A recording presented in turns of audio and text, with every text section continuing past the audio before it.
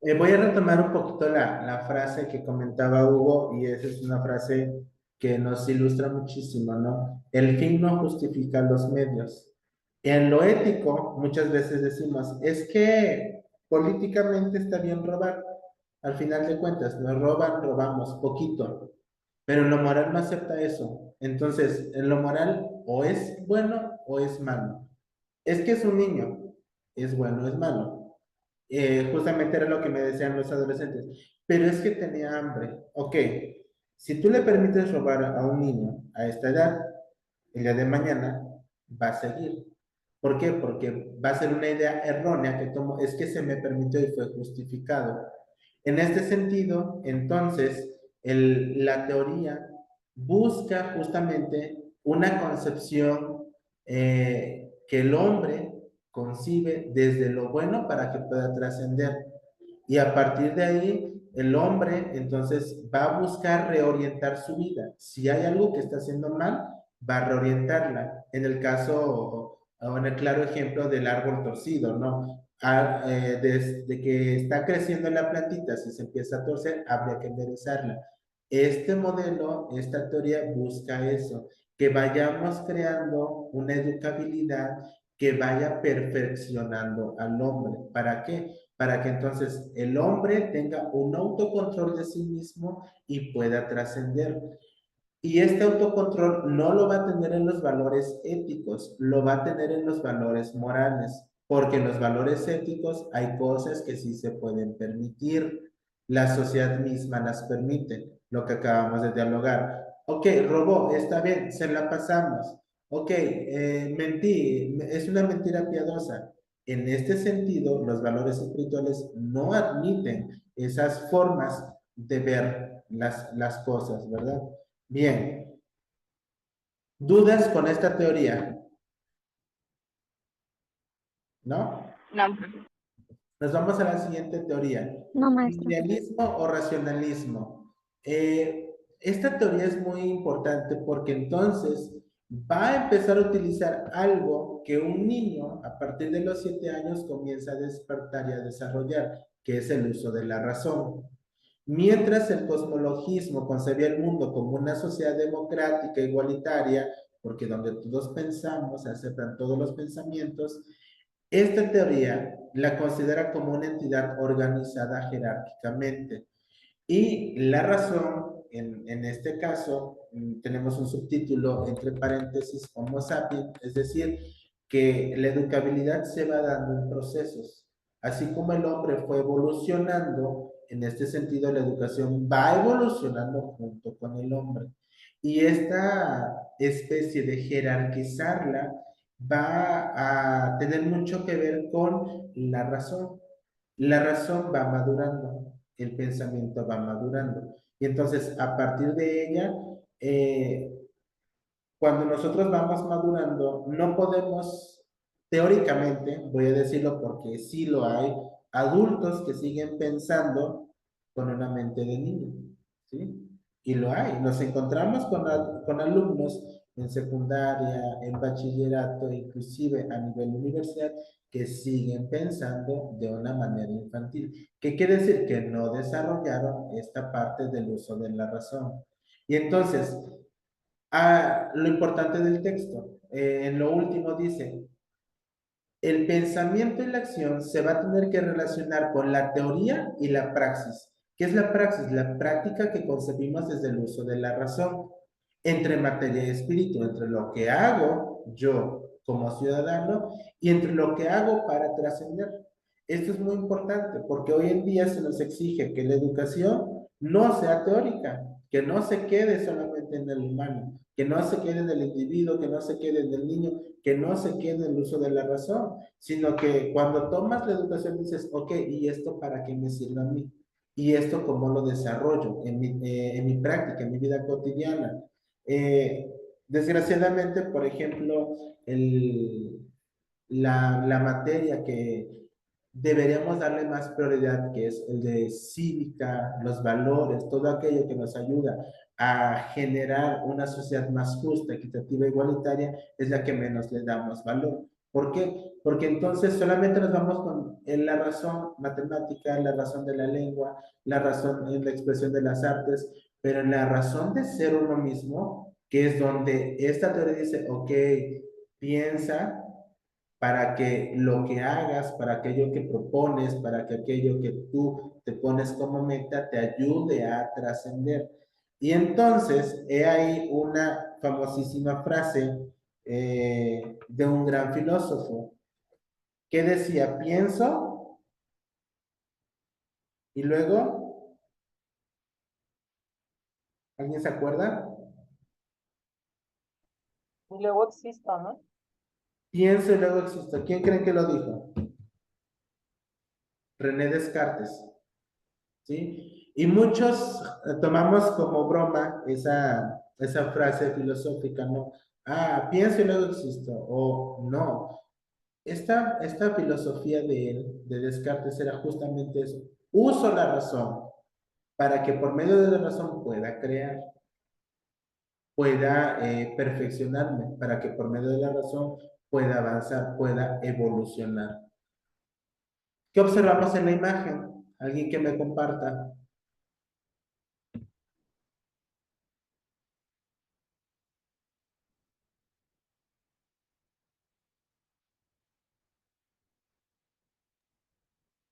Yo, yo veo como la juventud o sea, así se me figura, pues como una cara joven, es como la experiencia y el aprendizaje, no sé, así se me figura. ¿Bien? ¿Qué más?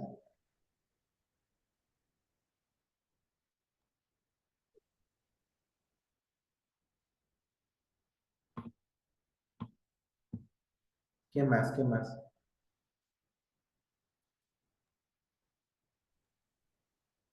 Pues dos personas diferentes, tanto en sus rasgos físicos.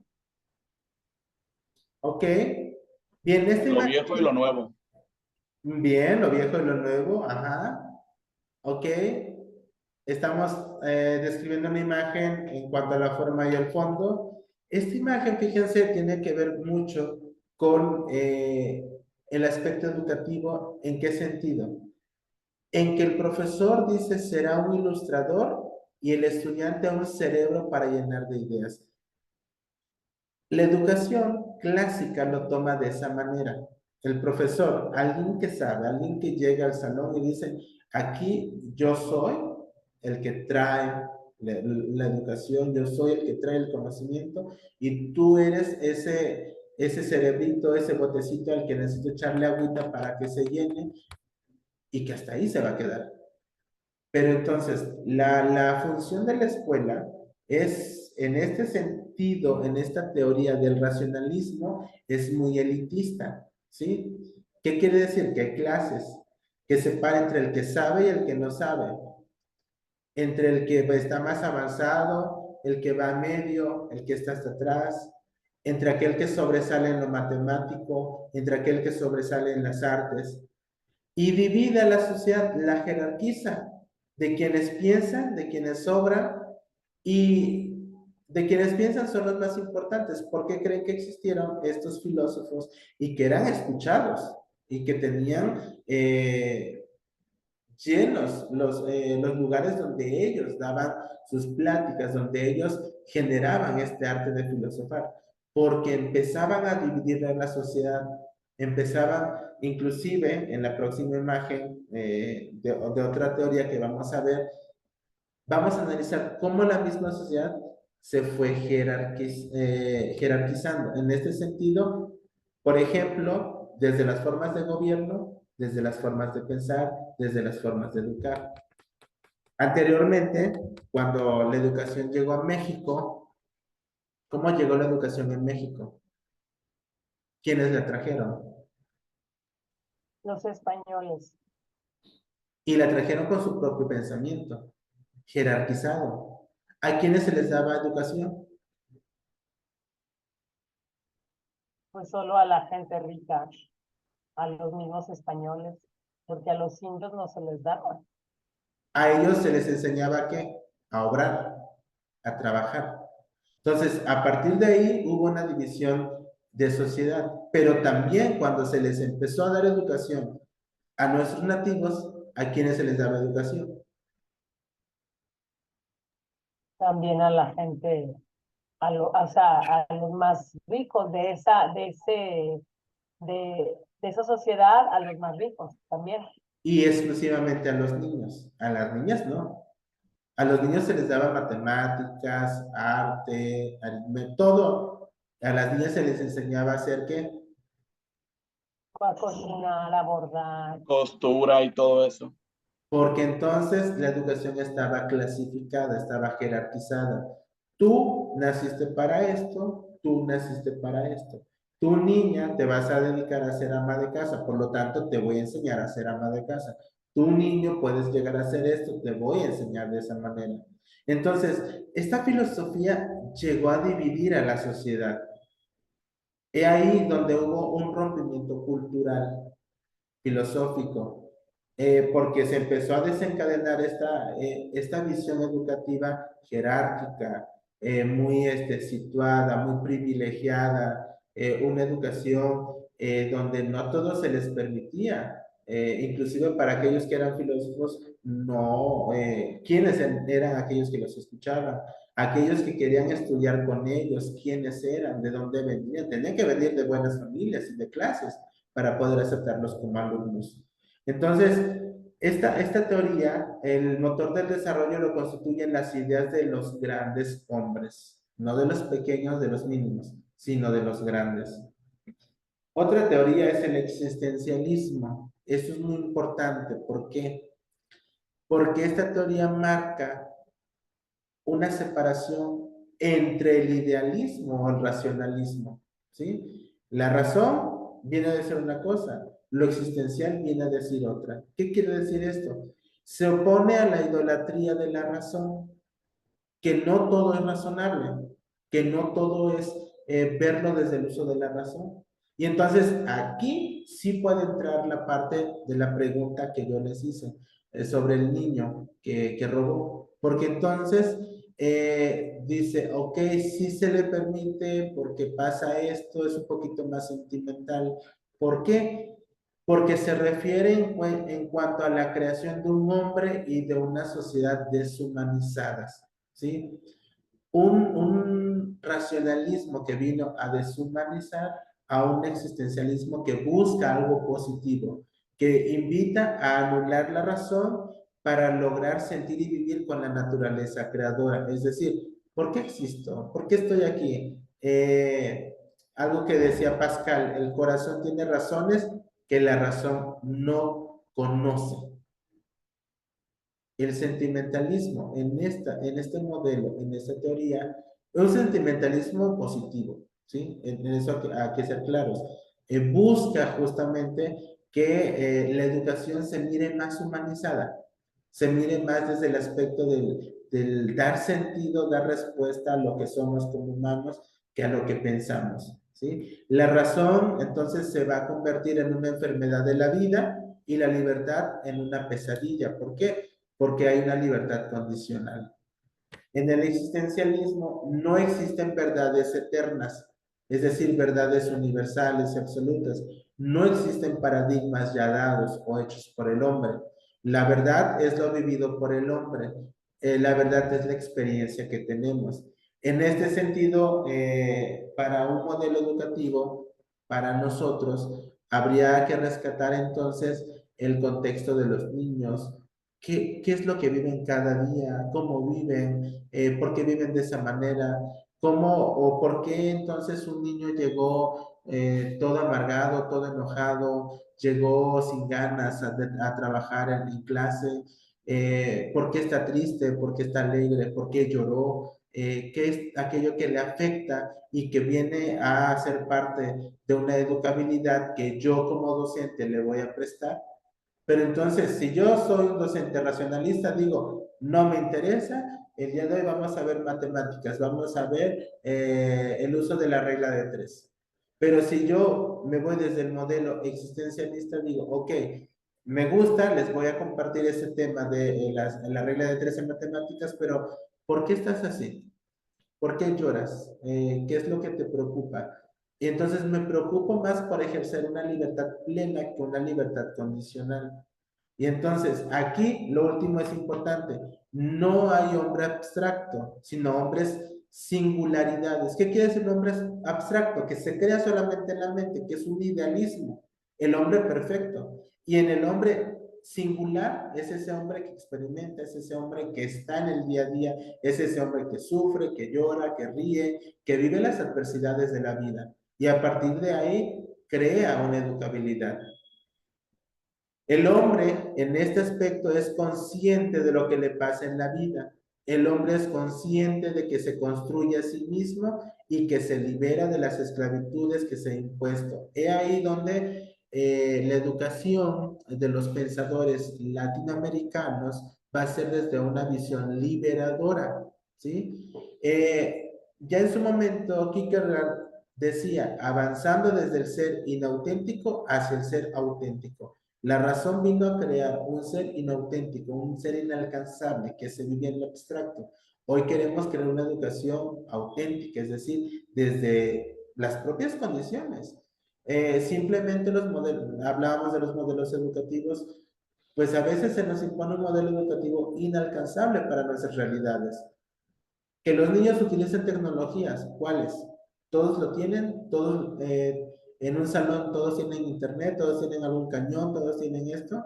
Que los niños se manejen emocionalmente bien, que sepan responder a la vida. Ok, ¿y tú como maestro lo haces? ¿Tú como maestro tienes esa habilidad? A partir de ahí, entonces vamos creando conciencia y somos conscientes de que el ser humano es un ser inconcluso y que busca la perfectibilidad, pero que no la va a alcanzar nunca. ¿Por qué? Porque la medida que se va construyendo, va generando, va abriéndose más y entonces se va dando cuenta que aún le falta, que hay cosas que no ha alcanzado, que no ha logrado y que se propone lograr. Siempre así entonces el hombre va a elegir por humanidad y no por razón. Hoy en día la educación ha de guiarse desde ese sentido, elegir por humanidad, es decir, por lo que vive, por lo que siente y no solamente por los contenidos. ¿Quién me ayuda a darle lectura a este apartado, por favor? Yo. Adelante.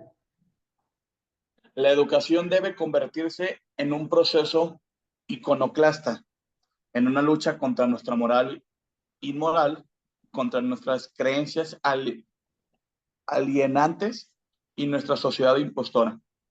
La educación existencialista hace énfasis en la libertad como base necesaria de la creatividad humana, en la autoexpresión del individuo y en la creación de condiciones que faciliten y promuevan la comunicación interpersonal y la sensibilidad social del individuo, resistiendo a cualquier planteamiento educativo que recurra a sanciones externas y a determinaciones y controles de la misma índole. Dar libertad, promover la autonomía y el inconformismo, crear un clima de positividad. He aquí las finalidades de la escuela. Bien, en este sentido, cuando habla de que la educación debe convertirse en un proceso inoclasta, es decir, que va a rechazar aquello que ya está impuesto.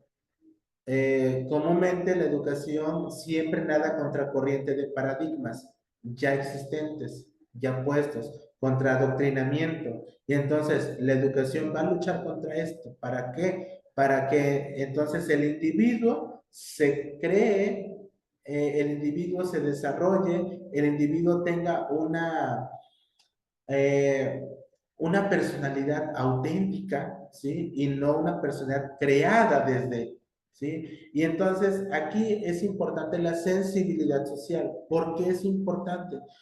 Porque cuando el hombre entra en contacto, el individuo que se está formando en esa aula, en ese salón, entra en contacto con su sociedad, entonces siente. La sensibilidad es sentir con aquellas personas que están a mi alrededor, pensar con aquellas personas que están a mi alrededor. Por ejemplo, hay situaciones en que los alumnos no les interesan las cuestiones sociales. Hoy en día se ve mucho que a los niños, a los adolescentes y a los jóvenes tienen mucho sentimiento por los animales. Y ese es un tema muy dado. ¿no? Buscan de la protección y esto. Sí, pero eso es bueno, pero en la parte de sentir también con la humanidad, ¿dónde quedó?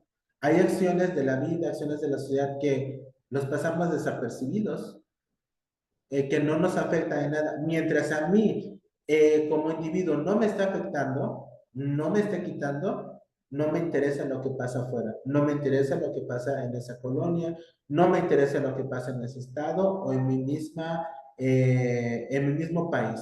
¿Sí? Entonces, aquí es importante que nosotros guiemos esta educabilidad con una sensibilidad social. Y la propuesta del modelo educativo que nosotros vamos a guiar es que salga de la comunidad y que regrese hacia la comunidad. Porque entonces es ahí donde el individuo se da cuenta que su educabilidad sí vale la pena, porque está impactando, porque entonces su educabilidad está dando resultados, está haciendo algo por ejemplo, ahora uno de los mm, de, la, de las formas de trabajo que está surgiendo en el nuevo modelo educativo es el aprendizaje por servicio. Aquellos niños que se van a compartir, aquellos que van a sentir con la misma sociedad, con la misma comunidad. Y ahí entonces es donde aprenden también. Nos vamos con otra de las teorías que viene a ser un parteaguas enorme para aquel uso de jerarquías, aquel uso de políticas, aquel uso de, sobre todo el consumismo, el marxismo. ¿Qué hemos escuchado? Ustedes ya llevaron, ¿cómo se llama esta materia? Sobre sociología de la educación. Marx, un sociólogo, ¿qué nos decía? ¿Alguien recuerda? ¿Quién es Karl Marx? Pues tiene que ver con la igualdad, ¿no? No, no es cierto. No, es un Él, capitalista. él es más bien ajá, sí, sí, sí, sí. Sí, él decía que el que hiciera, el que trabajara más, tenía más y Ganaba merecía más. tener más. Sí. Ujú. Bien, el marxismo nos va a llevar a una tarea muy compleja, ¿sí? Y se va a basar en estos 5 aspectos. Primero, hay una teoría marxista del conocimiento, hay un método marxista, hay una concepción marxista del hombre, hay una concepción marxista de la historia y habla sobre la escuela socialista. En este sentido, observen la imagen. ¿Qué nos dice esa imagen?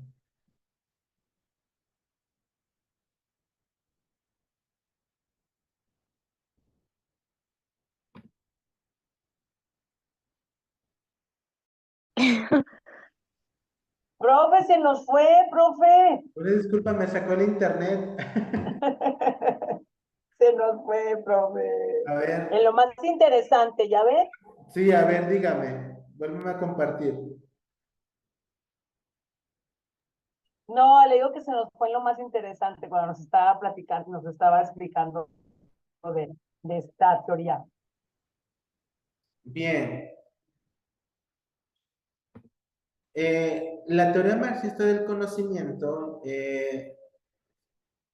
aborda el sentido de lo educativo sobre no solamente es conocer por conocer, ¿sí? Conocer dice que no es contemplar, no es discutir, no es reflexionar sobre un objeto, sino sumergirse en él. Por ejemplo, hablando de que el conocimiento no es algo ya dado, sino que es algo que se va descubriendo en el alumno, entonces en el individuo es indispensable que abramos este campo, seamos creativos con el conocimiento de nuestros niños, de nuestros adolescentes, de nuestros jóvenes, porque no son teorías que les vamos a venir a enseñar como proponen los libros, sino son aspectos que ellos deben descubrir. La parte del aprendizaje situado, la parte del aprendizaje que se va a basar en competencias, la parte del aprendizaje eh, social.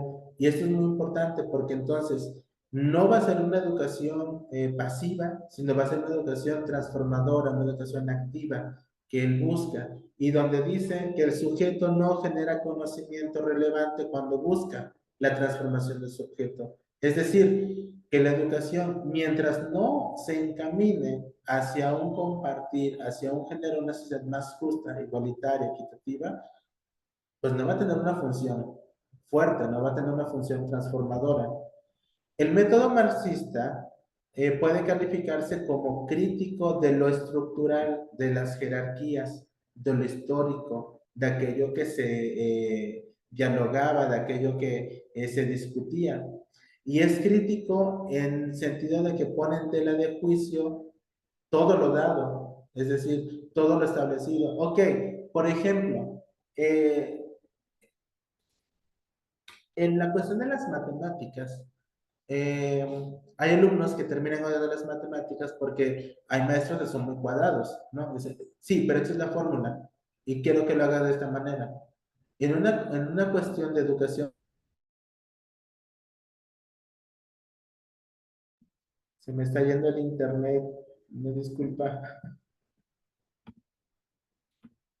No se preocupe, profe, es parte de las clases así. Sí, es parte del arte, de las clases en línea.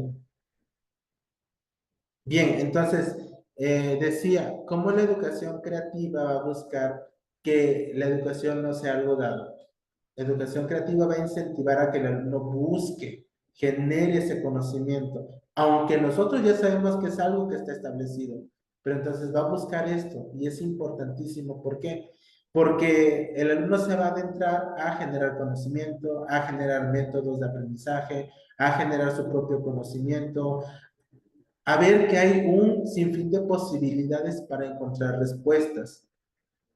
Sin embargo, por ejemplo, decía el compañero, cuando hay maestros que llegan, se sientan y dicen, vamos a hacer esto, una educación tan tradicional, no están buscando una educación creativa. Es lo clásico, es lo que ya sabemos. Entonces el alumno, más allá de interesarse por algo, lo que generamos es desinterés. Y entonces es ahí donde generamos pues una educación apática, una educación que pues los niños están por estar, están por concluir el ciclo, están por terminar, por agarrar un grado, etcétera, pero no por ese interés de conocer, de crear, de diseñar, ¿sí? Entonces, esto es indispensable para nosotros. Hablando de la propuesta de la concepción marxista del hombre, lo entendemos de la siguiente manera. El hombre es ante todo un ser cambiante y un agente de cambio. Si no lo entendemos nosotros de esa manera, que es un agente de cambio, habría que preguntarnos, ¿qué estamos haciendo con lo educativo? La educabilidad tiene que ser, o esa es su meta, promover individuos que sean agentes de cambio para la sociedad, para las estructuras, que luchen por la justicia, que luchen por la igualdad. Y en este sentido, va a hacer alusión a la historia, ¿sí? Hay una frase que nos sitúa a nosotros como mexicanos, que decimos que aquella persona que no conoce su historia está condenado a repetirla. Y en este sentido nosotros lo vivimos políticamente, económicamente, religiosamente, lo vivimos en todas sus dimensiones. Y entonces es ahí donde nosotros tenemos que buscar que el individuo no se idealice en una estructura, ¿sí? Que no se encaje y que la misma educación no lo esclavice, sino que lo libere. Eh, Algo importante de esta concepción del hombre es que el mundo en el que vivimos es la negación del propio hombre. Aquello que no queremos es lo que nosotros percibimos y creamos. Es el reino del tener, no del ser, es el mundo de la alineación del trabajo, del trabajador, las escuelas mismas que nosotros muchas veces tenemos es para generar trabajadores, no para generar aquellos grandes emprendedores, ¿sí? Aquellos grandes filósofos, grandes empresarios, sino es para educarlos para que sean obreros. Y muchas de las carreras es lo que hacen, ¿sí? Las escuelas técnicas para eso surgieron, para enseñarte a hacer algo y no por enseñarte a ser alguien. Entonces, ojo con este aspecto. La concepción marxista de la historia habla acerca de cómo la historia del mundo es la historia del trabajo del hombre y de su acción transformadora.